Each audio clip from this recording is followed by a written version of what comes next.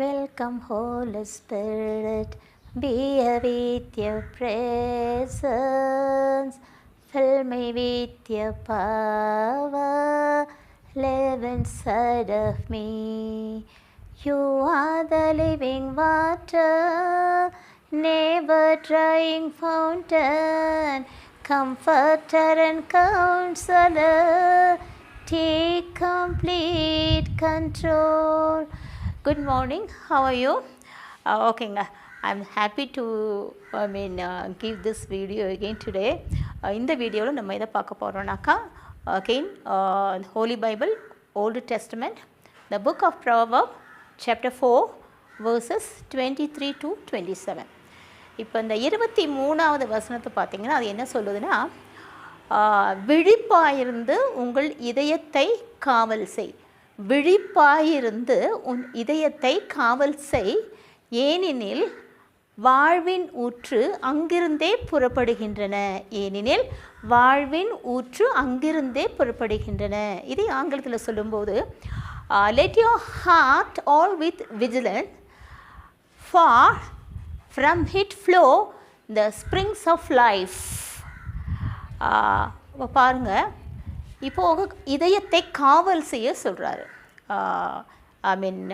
ஆசிரியர், ஆசிரியர்.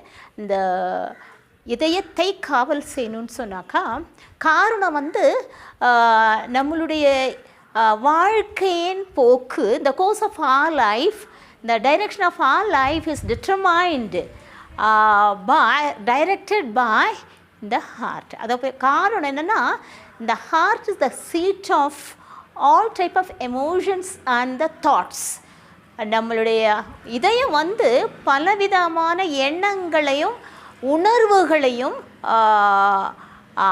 உள்ளடக்கியது. அப்படின்னா ஒரு நேர்மறையான சிந்தனைகளாக இருக்கலாம், இல்லாட்டி எதிர்மறையான சிந்தனைகளாக இருக்கலாம், நன்மையான ஒரு எண்ணங்களாகவும் உணர்வுகளாக இருக்கும், இல்லாட்டி தீமையான உணர்வுகள் எண்ணங்களாகவும் இருக்கும். ஆக மொத்தம் 2 விதமான உணர்வுகளையும் எண்ணங்களையும் உள்ளடக்கியதுன்னு அந்த இதயம். ஓகேங்களா? ஸோ அதனால தான் இந்த காரணம் நம்மளுடைய வாழ்க்கையின் போக்கை, அந்த திசையை தீர்மானிக்கிறது. It determines the course of our life, again I'm telling, and directs the course of life. அப்போது நம்மளுடைய நம்ம கொஞ்சம் இதயத்தை நம்ம காவல் செய்யலைன்னு சொன்னாக்கா நம்மளுடைய வாழ்க்கையின் போக்கு என்ன ஆகணும், திசை மாறி போகும். அப்போது how to guard our heart, நம்மளுடைய இதயத்தை எப்படி காவல் செய்ய முடியும்? So we can guard our heart diligently against all the negative influences like bitterness, கசப்புணர்வு, jealous, பொறாமை, all the evil things, others, anger, grudge, vengeance, கோபம், பழிவாங்கும் தன்மை, இதை விட இன்னும் நிறைய இருக்குது. இது எல்லாவற்றையும் நம்ம நம்மளுடைய உள்ளத்திலிருந்து நீக்கணும். அதை தான் சொல்கிறாரு, we can guard our heart against all these negative influences. அப்போது கடவுளுடைய உதவியோடு தான் நம்ம இதை நம்மளுடைய உள்ளத்திலிருந்து இதயத்திலிருந்து நீக்க முடியும். அப்போது இந்த மாதிரி தீமையான evil thoughts and what emotions நம்ம உள்ளத்தில் இருந்தால் அது எப்படிப்பட்ட இதயமாக இருக்கும்னு சொல்கிறாரு the prophet Jeremiah. So the prophet Jeremiah in his book, the chapter 17 and the verse 9, இதில் என்ன சொல்கிறாருனாக்கா, the heart is highly deceitful, the heart is deceitful above all things, desperately sick. Who can understand the heart? I, the Lord, check your mind and search your heart. உங்கள் கடவுளாகிய நானே உன் எண்ணங்களை ஆராய்பவரும் இதயத்தை ஆராய்பவரும் நானே என்று கடவுள் சொல்கிறாரு. இதை பற்றி தான் இதே மாதிரி ஒரு மோசமான எண்ணங்கள் உணர்வுகள் உள்ள இதயத்தை தான் கடவுள் ஆண்டவராக இயேசு மார்க் எழுதிய நற்செய்தியில் சொல்கிறாரு. எப்படின்னா அதிகாரம் 7:21 உள்ளத்திலிருந்தே தீமைகள் அனைத்தும், அப்படின்னா கொலை, களவு, கொள்ளை, விபச்சாரம், திருட்டு எல்லாமே, இந்த தீமை எல்லாமே originating from the core of the heart. நம்ம உள்ளத்திலிருந்து தான் இதெல்லாம் வெளியிலேருந்து வருதில்ல, உள்ளத்திலிருந்து தான் வெளியே வருது அப்படின்னு சொல்கிறாரு. அப்போ அந்த நம்மங்கள் எண்ணங்கள், தீமையான எண்ணங்களில் என்ன ஆகும்னா வெளியே வந்து அது செயல் வடிவம் பெறுது. அதனால தான் நம்ம வந்து நம்மளுடைய இதயத்திலிருந்து புறப்பட்டு எல்லா விதமான தீமைக்கும் தீமையான செயல்களுக்கு காரணமாக இருக்கிறதுனால தான் நம்மளுடைய இதயத்தை வந்து காவல் செய்யணும்னு சொல்கிறாரு. ஓகேங்களா? அப்போது நம்ம இதயத்தை காவல் செய்ய வேண்டியது அவசியம். இது வந்து ஜீசஸ் சொன்னது. இதுக்கு ஆப்போசிட்டாக ஜீசஸ் ஒன்று சொல்லியிருக்காருன்னா, தன்னுடைய மலைப்பிரசங்கத்தில் மத்திய எழுதிய நற்செய்தி அதிகாரம் 6 என்ன சொல்லியிருக்காருன்னா, தூய உள்ளத்தோர் பேறு பெற்றோர் ஏனெனில் அவர்கள் கடவுளை காண்பர். Blessed are pure who can see the God. தூய உள்ளத்தோர் பேறு பெற்றோர் ஏனெனில் அவர்கள் கடவுளை காண்பர் அப்படின்னு சொல்கிறாரு. ஓகேங்க. இப்போ இந்த இதயத்துக்கும் வாயுவுக்கும் ஒரு நெருங்கிய தொடர்பு.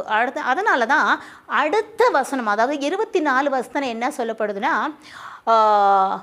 உங்கள் நாணயமற்ற பேச்சு உங்கள் வாயில் வராதிருக்கட்டும், வஞ்சனை உள்ள சொல் உங்கள் வாயில் எழும்பாதிருப்பதாக.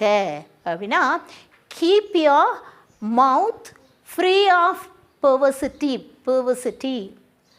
and keep the corrupt talk far from your lips.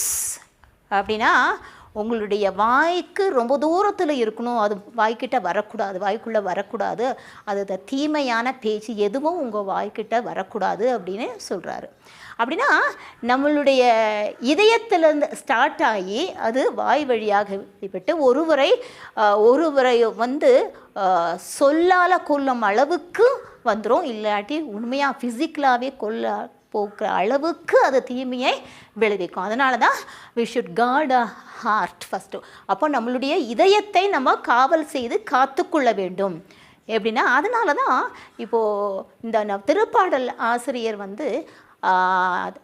தன்னுடைய திருப்பாடல் அதிகாரம் 51 இவ்வாறாக சொல்கிறாருன்னா, 51 10வது வசனம், create in me a new heart O God, and renew a steadfast spirit within me.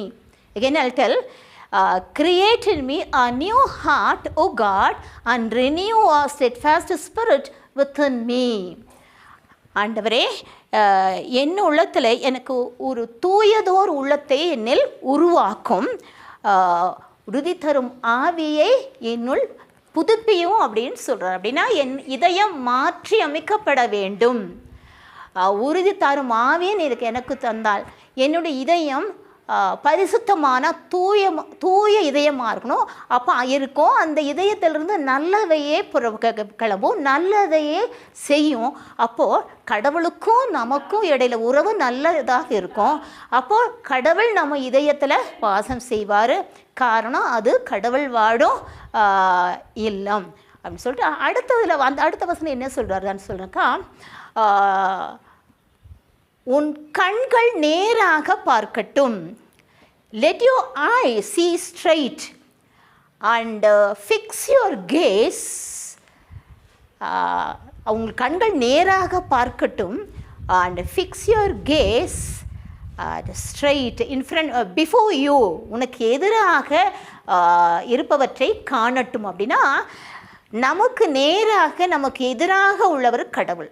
அப்போது நம்ம நமக்கு எதிராக நமக்கு நேராக இருப்பவரான கடவுளை நோக்கி பார்க்கும் பொழுது நம்ம அந்த பக்கம் இந்த பக்கம் திரும்பி உலக மாயைகளில் சிக்கி கெட்டழிந்து சீர்கெட்டு போகாது அப்படி நம்ம காக்கப்படுவோம். அதனால தான் let your eyes look straight and fix your gaze before you. அங்கும் இங்கும் பார்க்க வேண்டாம். உன் காலடியை நீ செல்லும் பாதை உறுதிப்படுத்து. உன் காலடியை தீமை நோக்கி செல்லாதே அப்படின்னு சொல்கிறது. Don't turn away your food from the evil. தீமையை விட்டு உன் காலடியை அகற்று. தீமையின் பக்கம் உன் காலடியை கொண்டு செல்லாதே, தீமை விட்டு உன் காலடியை அகற்றுன்னு அப்படின்னு சொல்கிறாரு. அப்படின்னா மிக முக்கியமான பகுதியாக அந்த இதயம் காக்கப்படவில்லை என்றால் நமக்கும் கடவுளுக்கும் இடையே உள்ள அந்த உறவு என்னாகும்? சிதைக்கப்படும். நம்ம பாவம் செய்து கடவுளை விட்டு விலகி போவோம். காரணம், நல்லது தீமை எல்லாமே இந்த உள்ளத்திலிருந்து தான் ஆரம்பமாகும். நல்லவைகள் இருந்தால் நமக்கு வாய் நல்லது தான் பேசும், நல்லது தான் செயல் வடிவம் பெறும். தீமை இருந்தால் அது தீமையான பேச்சை பேசும், தீமையான செயல்களை செய்யும். அதனால் நம்ம என்ன பண்ணணும்? எப்போவுமே கடவுள்கிட்ட வேண்டி, ஆண்டவனே எங்களுக்கு ஒரு நல்ல பரிசுத்தமான தூயதோர் உள்ளத்தை எங்களுக்கு தாரும், எங்களுக்கு இதுக்கு உறுதியூட்டும் ஒரு உமது ஆவியை என்னுள்ளே புதுப்பியும்னு கடவுள்கிட்ட ஒவ்வொரு நாளும் மன்றாட வேண்டும். ஓகேங்களா? இப்பொழுது ஒரு சின்ன பாட்டை பாடிட்டு நான் இந்த வீடியோவை முடிச்சுக்கிறேன். ஓ Jesus, name above all names, beautiful Savior, glorious Lord, Emmanuel, God is with us, blessed Redeemer, living Word. Oh Jesus, name above all names, beautiful Savior, glorious Lord, Emmanuel, God is with us, blessed Redeemer, living Word. Thank you so much. Bye.